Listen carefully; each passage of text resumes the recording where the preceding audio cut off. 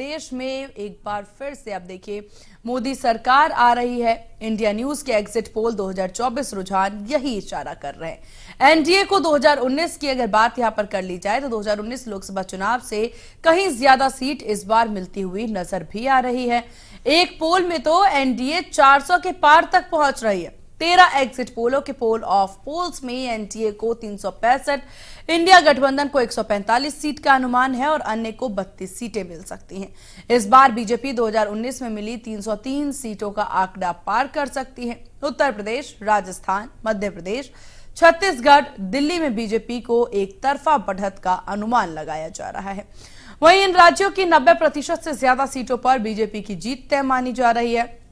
मध्य प्रदेश की 29 सीटों में से बीजेपी को 28 से 29 और वहीं राजस्थान में 25 में से 23 से 25 सीटें मिलने का अनुमान है। पोल के मुताबिक बिहार, झारखंड, राजस्थान, महाराष्ट्र में एनडीए को 29 सीटों का अनुमान संभव है। बंगाल में उलटफेर होता भी दिख रहा है और यहां बीजेपी कुल 42 में से 26 से या फिर 31 सीटों के आसार है। ओडिशा, तेलंगाना में बीजेपी दोगुनी सीटों का पर बढ़त देखी जा सकती है। यूपी की अगर बात करें तो एग्जिट पोल के मुताबिक एनडीए 68, कांग्रेस को 10, अन्य को 2 सीटें मिलती दिखाई दे रही है। उत्तराखंड में भी सर्वे एजेंसियों के एग्जिट पोल के मुताबिक एनडीए यानी कि बीजेपी को 405 सीटें मिल रही हैं। इंडिया यानी कि कांग्रेस को 1 सीट और अन्य को 1 भी सीट मिलती नजर नहीं आ रही। 2019 में बीजेपी ने राज्य की सभी 5 सीटों पर जीत दर्ज की थी। कांग्रेस 1 भी सीट नहीं जीत पाई थी। सत्ता में बीजेपी ही थी और इस बार भी राज्य में भाजपा की सरकार है। तो कुल मिलाकर 2024 के एग्जिट पोल में बीजेपी को बहुमत मिलता दिख रहा है। क्या 2024 का गुनागणित? इस चर्चा के लिए हमारे साथ खास पैनल जुड़ रहा है। उनसे चर्चा करेंगे और बताएंगे 2024 का ताज किसके सिर पहनाया जाएगा। लेकिन उससे पहले एग्जिट पोल को लेकर के लखीमपुर खीरी से जनता के मन में क्या है, ये सुनिए। एग्जिट पोल को लेकर जनता के मन में क्या चल रहा है, इस वक्त हमारे साथ में लखीमपुर खीरी की जागरूक जनता है। उनसे हम जानते हैं कि एग्जिट पोल आने के लिए मन को लेकर क्या कहना चाहेंगे। क्या नाम आपका? लक्ष्मीचंद गुप्ता। एग्जिट पोल आ गया है, किस तरीके से देखते हैं इसको? मोदी जी का कहना था कि 30वीं बार प्रधानमंत्री बनेंगे और 400 पार का नारा जो उनका बिल्कुल सटीक बैठ रहा है और यही एग्जिट पोल में दिखाई दे रहे हैं सभी चैनल। तो बिल्कुल आप श्योर हैं कि सरकार तो मोदी जी की बननी है और 400 पार हो जाए तो उससे अच्छी और क्या बात है। क्या नाम आपका? पंकज वर्मा। एग्जिट पोल को लेकर क्या कहना चाहेंगे? बढ़िया है उनका रुझान और अच्छी जीत होगी। जीत अच्छी होगी। किसकी जीत अच्छी होगी? मोदी जी। क्या नाम है आपका? हमारा नाम रशीद है। तो एग्जिट पोल आपने देखा है कल? जी देखा है। क्या कहेंगे? बम्पर चल रहा है, कमल सबसे आगे जा रहा है भाई। हाँ, तो कोई हराने वाला पैदा नहीं। बिल्कुल दावत साथ कह रहे हैं। कितनी सीटें आ रही हैं? अब सीटें तो हम मन पर नहीं जानते हैं कितनी सीटें आ रही है, लेकिन आए मोदी साहब रहे हैं 3री बार। क्या नाम आपका? संतोष गुप्ता। आपने एग्जिट पोल देखा है? देखा। क्या कहेंगे एग्जिट पोल को लेकर? एग्जिट पोल जितने चैनल वाले हैं सभी 358 से ऊपर 68, 72, 400, 7, 11, 22 तक आंकड़ा गया है। हम 400 सीटें हमारे मोदी जी पार हैं, 400 से कम नहीं है। 400 पार का नारा था, 400 पार। बिल्कुल दावे के साथ आप करेंगे 400 पार। 400 पार। यहाँ से लोकप्रिय सांसद अजय मिश्रा टेनी जी जो केंद्रीय गृह मंत्री है उनकी बहुत अच्छी खासी विजय हो रही है। पिछली बार जितनी वोटों से विजय हुई थी उससे बढ़ चढ़कर हो रही है। और हम निवासन के लोग हम गर्व से कह सकते हैं, हमको बड़ा आनंद और खुशी है। वैसे तो पूरा जिला अब हमारे जो केंद्रीय गृह मंत्री अजय मिश्रा टेनी जी थे वो इस बार हम लोगों को पूरा विश्वास है कि कैबिनेट मंत्री बनकर आएंगे और लखीमपुर जिले का पूरा भाग्य फिर से उदय होगा, विकास होगा। बिल्कुल संतोष मिश्रा जी का कहना है कि इस बार भारत का खीरी का रोशन करेंगे। लेकिन जागरूक जनता है, सभी जनता का कहना है कि इस बार जो मोदी जी का सपना था वो फिर से साकार हुआ है। इस बार मोदी जी हैट्रिक लगाने जा रहे हैं। Akshay Gupta, India news, Lakhimpur Kheri. और चलिए एग्जिट पोल को लेकर के चर्चा की करते हैं शुरुआत। हमारे साथ अरविंद जयतिलक जी हैं जो कि राजनीतिक विश्लेषक हैं आप, वहीं के विश्वदेव राव जी हैं जो कि वरिष्ठ पत्रकार हैं। आप दोनों का बहुत स्वागत है सर। साथ ही साथ हमारे सहयोगी रवि हमारे साथ लखनऊ से बने हुए हैं। रवि, सबसे पहले आप ही के पास आना चाहेंगे और यहाँ पर जिस प्रकार से सिर्फ उत्तर प्रदेश के परिप्रेक्ष्य में हम बात करेंगे, एग्जिट पोल के हिसाब से उत्तर प्रदेश में क्या लग रहा है जमीनी स्तर पर, किस तरीके से सीटों को देख पा रहे हैं यहाँ पर? हाँ, देखिए, अगर एग्जिट पोल की बात करें तो जो सर्वे बता रहा है वो बता रहा है कि बीजेपी सहयोगी दलों के साथ काफ़ी बढ़त पर है।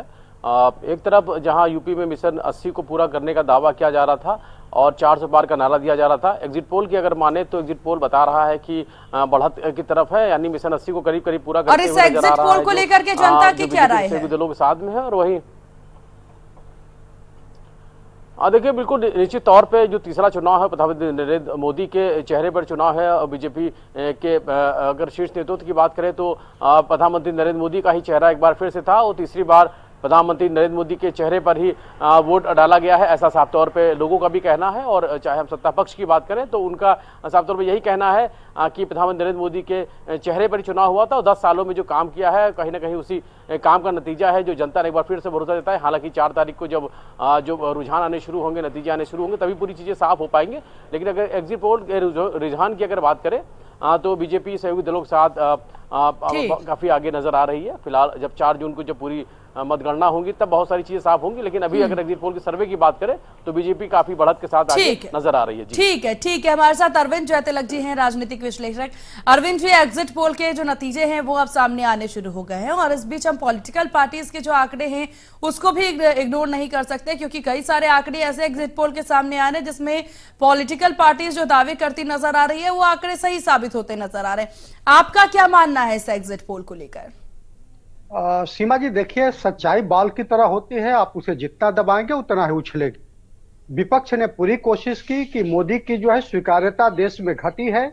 कहा भी गया कि दक्षिण में साफ, उत्तर में हाफ, लेकिन आप देखिए कि जिस तरह से उत्तर से दक्षिण, पूरब से पश्चिम तक उनकी स्वीकार्यता को स्वीकार किया गया और जनता ने उनकी जो गारंटी दी गई उस पर मुहर लगाई, उससे साफ जाहिर है कि मोदी जी का जो है एक जो जन समर्थन है वो पहले की अपेक्षा काफी बढ़ा है।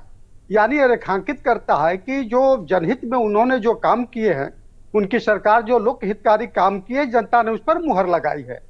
अमूमन यह होता है कि आप देखेंगे अगर पंडित नेहरू जी का तो पहले बार प्रधानमंत्री बनने के बाद दूसरी बार उनकी सीट घटी थी, तीसरी बार बढ़ी थी, लेकिन प्रधानमंत्री जी जो है मोदी जी जो उनकी लगातार स्वीकार्यता में विस्तार हुआ है। यह एक चीज इस पूरे चुनाव से जो निष्कर्ष निकलता है कि यह पूरा देश में इस चुनाव को दो संदर्भों में लड़ा गया है। एक, या तो मोदी को हटाइए या तो मोदी को बनाए रखिए। पूरा विपक्ष केवल यही कहता रहा कि इस मोदी को हटाइए, और लेकिन दूसरी तरफ जनता ने उन्हें बनाए रखने के लिए उन्हें समर्थन दिया। कौन सा सांसद चुनाव लड़ रहा है, कहां से लड़ रहा है, आम लोगों का इससे कोई मतलब नहीं रहा, वह सिर्फ मोदी के नाम पर दिया। यह साफ जाहिर करता है कि अगर कोई व्यक्ति ईमानदारी से काम करता है, जनहित का काम करता है, कोई भेदभाव नहीं करता है, नागरिकों के बीच में किसी तरह का वो भेद नहीं करता है, चाहे वो किसी भी जाति का हो, धर्म का हो, मजहब का हो, तो स्वाभाविक रूप से उसकी स्वीकार्यता बढ़ती है। ये कुल मिलाकर के ये जो चुनावी निष्कर्ष है जी, यही सामने आता है जी। बिल्कुल। अरविंद जी, आपके पास वापस लौटेंगे कि विश्वदेव जी, जैसा कि अरविंद जी ने कहा दक्षिण में साफ और उत्तर में हाफ की बात वो करते नजर आए। दक्षिण को लेकर के बात करते हैं क्योंकि उत्तर में जो स्थितियां हैं वो काफी हद तक समझ में आती है, लेकिन दक्षिण को लेकर के हमने पूरे प्रचार के दौर को देखा, जिस प्रकार से प्रधानमंत्री पहुंचते हैं वहां पर उनके रंग में रंगने का काम प्रधानमंत्री करते हैं, वोट के बड़े बड़े दावे करते नजर आ रहे हैं। क्या स्थिति दक्षिण को लेकर के आप समझ पा रहे हैं यहाँ पर? सीमा जी, देखिए, अरविंद जी ने बहुत सटीक बात बताई। दक्षिण की बात जब आप करती हैं तो दक्षिण में क्या कि जो प्रायोजन थे भाजपा के वो बहुत पहले चालू हो गए थे, 2019 के चुनाव के बाद ही चालू कर दिए गए थे। काशी में समागम करे गए थे कई एक विधानसभाएं जितनी हैं काशी क्षेत्र की, वहां पर आप देख लें तो कि जिस तरह का माहौल बना था 2022 के चुनाव में विधानसभा के, उसको देख के ही समझ में आ गया था कि ये जो बीजेपी की प्लानिंग है दक्षिण भारत के लिए, वो किस तरह से रंग ला रही है।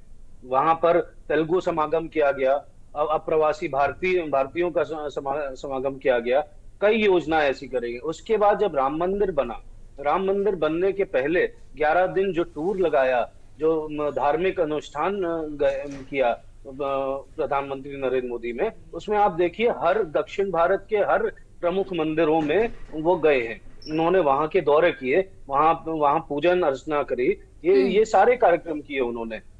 तो ये स्वाभाविक है कि इन चीजों से दक्षिण भारत के वोटरों में असर जरूर पड़ा है। और उन्होंने कहीं ना कहीं, एक बात मैं हमेशा कहता आया हूं इंडिया न्यूज पे, कि दक्षिण भारत का राम मंदिर से ज्यादा जुड़ाव है बनाम उत्तर भारत के। उसका कारण है दक्षिण में जो मंदिर हैं, जो मंदिर स्थापित हैं, आप वहां देखेंगी, वहां हनुमान मंदिर बहुत से सैकड़ों हनुमान मंदिर देखेंगे, सैकड़ों ऐसे राम की प्रतिमा लगे मंदिर देखेंगे।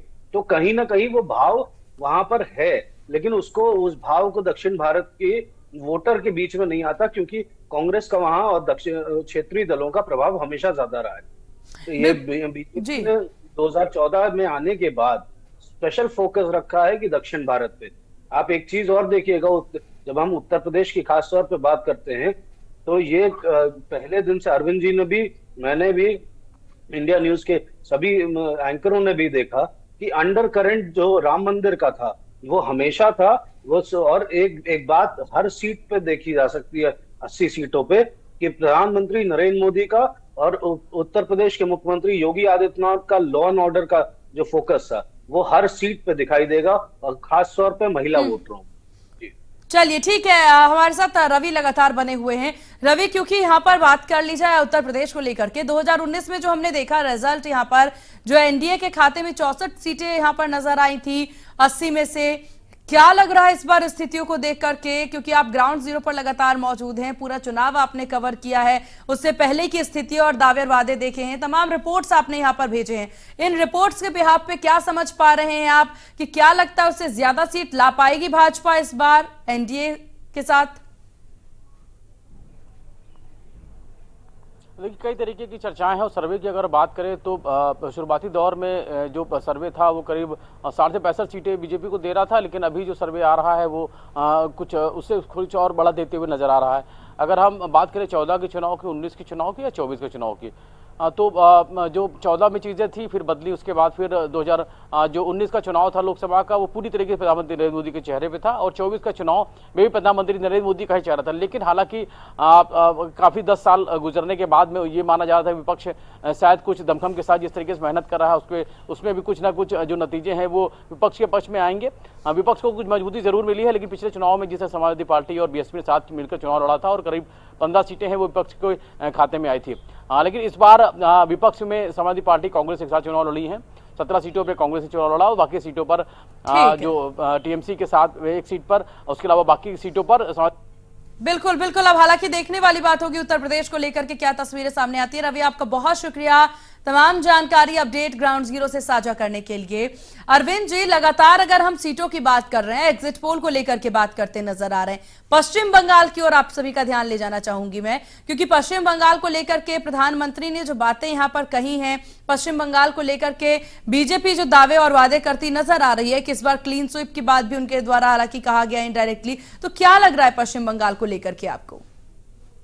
देखिए, पश्चिम बंगाल भी देश से कोई अलग नहीं है।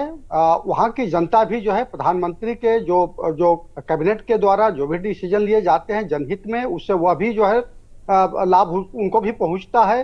हाँ, वहाँ जो कुछ विगत करीब 1.5-2 साल से जो परिस्थितियां बनी है, विशेष रूप से जो है भ्रष्टाचार को लेकर के, जिस तरह से जो है लॉ एंड ऑर्डर को लेकर के, दूसरी तरफ जो एक अपीचमेंट की जो एक पॉलिटिक्स जो वहाँ पे देखने को मिली, जिसका प्रतिक्रिया के तौर पे जो है कलकत्ता हाई कोर्ट ने कहा भी कि किस तरह से पिछड़ों के आरक्षण में जो है मुस्लिमों का नाम, मुस्लिमों की जातियों को जो है जोड़ करके लाभ पहुंचाने की कोशिश की गई। तो ऐसा नहीं है कि वहां की जनता जो है अपना आंख बंद किए हुए पूरी तरह से देख रही है। दूसरी महत्वपूर्ण चीज यह कि भ्रष्टाचार जो जैसा कि शिक्षक भर्ती घोटाला में हुआ, तमाम जो है वहां पे अन्य और घोटाले हुए विभागों में, तो स्वाभाविक रूप से ये सारी चीजें जो होती है जनमानस को प्रभावित करती है।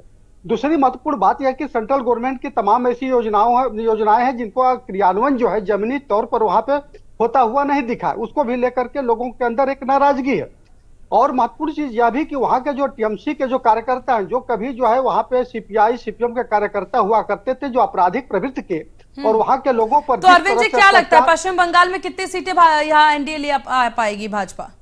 देखिए, अब तो तमाम जो है अनुमानित जो सर्वे आ चुके हैं, मेरा भी मानना है कि कम से कम जो है 2 दर्जन से तो कम सीटें नहीं होनी चाहिए। चलिए ठीक है, ये भी देखने वाली बात होगी। हालांकि और भी विषय लेके आपके पास आऊंगी। के विश्वदेव जी, अब यहाँ पर से कश्मीर की ओर चलते हैं, जम्मू कश्मीर की स्थितियों पर भी बात कर लेते हैं, यहाँ के सीटों को लेकर के, और यहाँ पर जो चुनाव हुआ है, जो मतदान हुआ है, इसको लेकर के आपकी क्या राय है और किस तरीके से एग्जिट पोल में यहाँ के आंकड़ों को देखा जा सकता है?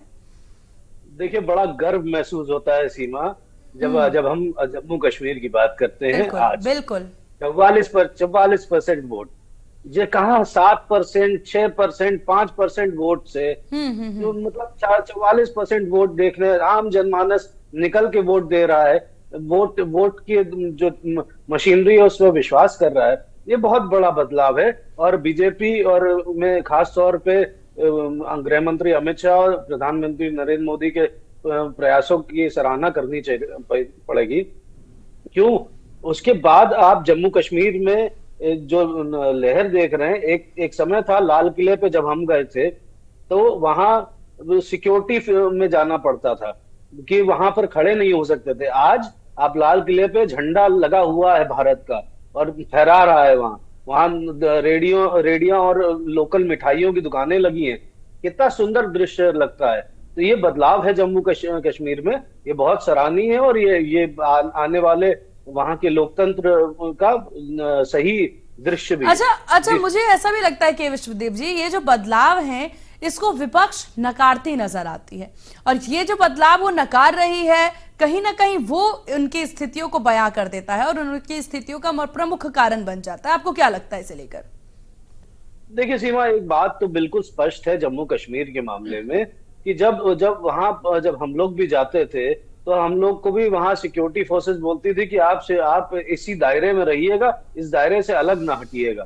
तो ये आज वहां पर टूरिज्म का सेक्टर देखिए, वहां के जो राज्यपाल हैं मनोज सिन्हा जी, वो उत्तर प्रदेश के ही हैं, और उन्होंने क्या बदलाव किया है वहां जाकर देखिए आप वहां पर ग्राउंड पे जो भी लोग गए हैं, उन्होंने तारीफ के अलावा और कुछ नहीं किया है। उन्होंने वो जो कश्मीर जिसे हम फूलों की वादी, हेवन ऑन अर्थ कहते थे, वो कहाँ बिछड़ गया था हम लोगों से। आज वो पुनः दिखना चालू हुआ है, टूरिज्म बढ़ा है, वहां के आम जनमानस की जो स्थितियां हैं वो उसकी वजह से सुधरी है। तो बिल्कुल एक बदलाव है, एक अच्छा बदलाव है। और वोटिंग परसेंटेज जितना 44% आया है, वो देख के तो बिल्कुल लगता है कि बहुत सही निर्णय था बीजेपी का और प्रधानमंत्री का। बिल्कुल। अरविंद जी, यहाँ पर क्योंकि उत्तर प्रदेश की सीट की बात कर ले, मध्य प्रदेश हो, राजस्थान हो, झारखंड हो, माफ कीजिएगा छत्तीसगढ़ हो, ये वो सीटें हैं जिस पर बीजेपी कहीं ना कहीं सेफ साइड फील करती है। लेकिन बिहार की सीट की बात कर लेते हैं, झारखंड की सीटों को लेकर के अगर बात कर लेते हैं, तो इस तरफ क्या लग रहा है? यहाँ के जो आंकड़े सामने आ रहे हैं, वोट प्रतिशत से लेकर के एग्जिट पोल के जो आंकड़े सामने आ रहे हैं, बिहार को लेकर के आप क्या कहना चाहेंगे?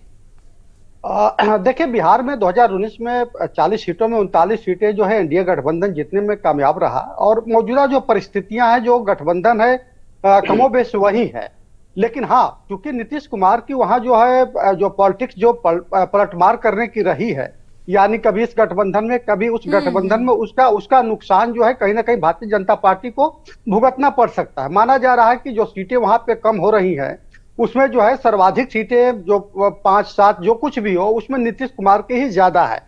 तो अगर जो है नीतीश कुमार जो कि कहा जाता था कि ईबीसी जो वहां पर वर्ग है, उसके ऊपर जो उनका अपना एक अलग प्रभाव है, वो तो उनके साथ जुड़ा हुआ। लेकिन जो अन्य जो जैसे विशेष रूप से जो कुश लव और कुश की जो वहां पे कहा जाता है कॉम्बिनेशन जो है, वहां पे बताया जा रहा है कि तकरीबन 8 जो है कुशवाहा बिरादरी को आरजेडी ने जो है उम्मीदवार के तौर पे खड़ा किया था। तो वहां उसका प्रभाव जो है कहीं ना कहीं, वो कहते हैं जो उत्तर प्रदेश और बिहार है, जातियों का खौलता हुआ कुंड है। वहां जो लोग, चाहे यूपी हो चाहे बिहार हो, यहाँ के लोग अमूमन जो है जाति के नाम पर जो है पार्टी या विचारधारा या जो नीतिगत कार्यक्रम है उससे अलग हट करके जातियों के प्रति आकर्षित होते रहते हैं। तो हो सकता है कि उसका असर वहां पे देखने को मिले। तो मेरा भी मानना है कि कमोबेश जो है 4-5 सीटें जो है वो नुकसान हो सकती है। और उसमें यह संभव है कि जो लालू परिवार के जो चाहे उनकी 2 बेटियां जो लालू प्रसाद यादव की चुनाव लड़ रही है या उनके और बहुत करीबी लोग चुनाव जो लड़ रहे हैं, हो सकता है कि उसमें से कम से कम 50% जो है, चाहे वो सारण की हो, पाटलिपुत्र की हो, उसमें 1 आध सीटें जा सकती है। इसके अलावा जो है सीमांचल की 1 आध सीटें बताया जा रहा है कि वो भी जा सकती है। फिर दूसरी तरफ जो है आपके कराखट में जो है बताया जा रहा है कि वहां पर भी जो चूंकि बिहार के एक नामी गिरामी जो वो कलाकार हैं वो चुनाव लड़ रहे हैं, तो वो भी काफी वोट डैमेज कर रहे हैं, वहां पर भी हो सकता है। बक्सर में भी कुछ इसी तरह के अलग गोपालगंज से आए हुए उम्मीदवार चुनाव लड़ रहे हैं। तो कुछ 5-7 सीटें ऐसी है जहां पर जो है नुकसान की संभावना जताई जा रही है। वो तो असल स्थिति तो 4 जून के ही बाद पता चलेगा, लेकिन कुल मिलाकर के जो बड़े डैमेज की जो एक संभावना जताई जा रही थी वो फिलहाल एग्जिट पोल में दिखाई नहीं दे रहा। चलिए अब देखने वाली बात होगी एग्जिट पोल के आंकड़े कितने सही साबित होते हैं। आप दोनों का बहुत शुक्रिया इंडिया न्यूज उत्तर प्रदेश उत्तराखंड को अपना कीमती वक्त देने के लिए। तो कुल मिलाकर के एग्जिट पोल के आंकड़ों पर हम लगातार बातचीत कर रहे हैं। अब देखने वाली बात होगी कि जनता ने क्या फैसला लिया। फिलहाल